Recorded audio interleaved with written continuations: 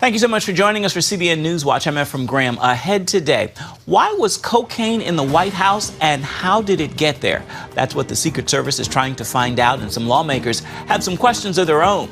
What's behind the surge in people dropping dead unexpectedly in the last couple of years? We're going to hear from one author who believes there's a link to COVID vaccines. China still exerting its naval power in the South China Sea and caught in the crosshairs innocent Filipino fishermen. And the movie we've been telling you about, Sound of Freedom, about rescuing children from sex trafficking, has a smash debut, #1 at the box office. All those stories and more today on CBN News Watch. This is CBN News Watch. Sudden death among healthy working age people worldwide is skyrocketing. Here in America, it was up 40% during the third and fourth quarters of 2021. Our next guest contends a 10% jump would have been a 1 in 200-year event, but this was 40%. Edward Dowd is a founding partner of Finance Technologies and author of the new book, Cause Unknown, The Epidemic of Sudden Deaths in 2021 and 2022. Okay, Edward, most people would respond to this sudden death news and say the statistics jumped 40% because of COVID-19. What do you say?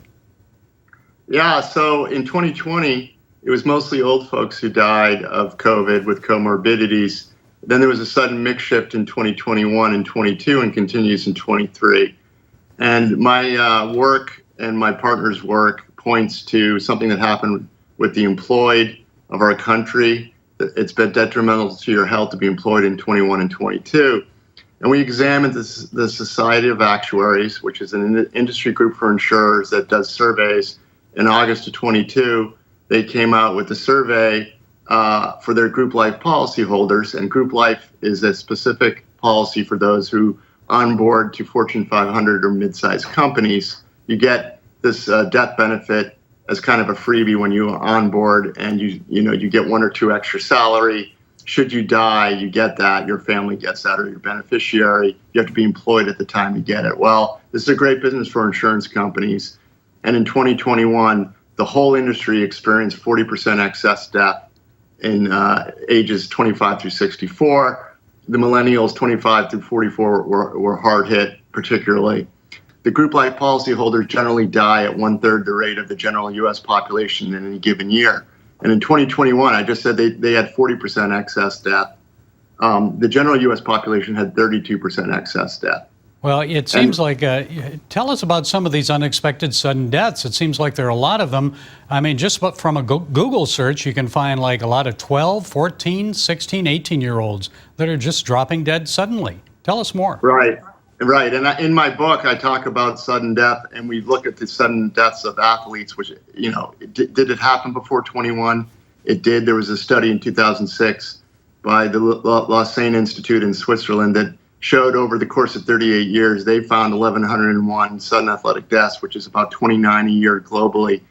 We'd be lucky to have a month with just 29 since 2021. In my book alone, there's hundreds and hundreds of examples. So something's changed. I obviously blame the vaccine because that's what's changed in mandates. And, the naysayers will tell me it's COVID, long COVID.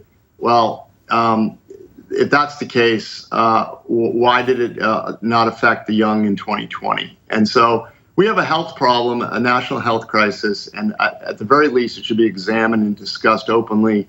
Unfortunately, the vaccine is a taboo subject, and it's not allowed to be discussed in the mainstream media or pretty much anywhere near health authorities. So this is a problem that needs to be reckoned with. We need a national discussion about it. And, if I'm proven wrong, that's great. But unfortunately, on Wall Street, when we see statistics like this, and trend changes like this, we become quite alarmed. And that's what I do for a living. Yeah, it gets your attention. And I want to remind people that you're not a medical doctor, but you've done a lot of research on this for your book. So what did medical professionals speculate is the probable cause of all these sudden deaths? Do they agree with you? Well, it depends on where you fall down on the issue. Obviously, the frontline doctors who were vilified early on, who identified the vaccine issues, like Peter McCullough, Dr. Malone, and others, agree with me. The excuses I've heard from many medical professionals is, well, there's suicides, Ed, there's drug and fentanyl overdoses and missed cancer screening appointments. Well, let's take a look at what happened in the third quarter of 2021. The millennial group, according to the Society of Actuaries, that's ages 25 through 44, experienced into the third quarter a rise from about 30% excess mortality to 84%. Very sudden, rapid change. So I call that an event. I call that the mandate event in the fall of 2021.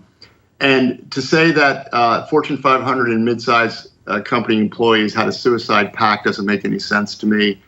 To get your claim, you have to keep your job. Fentanyl users and heroin users don't stay employed very long, and it's also suspicious they decided to overdose in the same quarter. And then the missed cancer screening appointments doesn't make any sense. I'm 56, never had one. It's something that young folks don't tend to do. So this is, and for all three to have occurred simultaneously is nearly impossible. So there is an event that occurred in 2021. If the doctors can explain that to me, we had already gone from the original Wuhan variant to Delta, and Delta didn't seem to do this damage in the summer, and Delta was all over the place in the summer. So somebody needs to investigate this. I have my definitive conclusion. In my estimation, it's the vaccine. I'll be proven wrong until, and right now I don't have anybody coming up with an excuse that makes any sense to me or anybody else, quite frankly. Okay, the book is Cause Unknown, The Epidemic of Sudden Deaths in 2021 and 2022. Edward Dowd, thank you for sharing those insights. We appreciate it.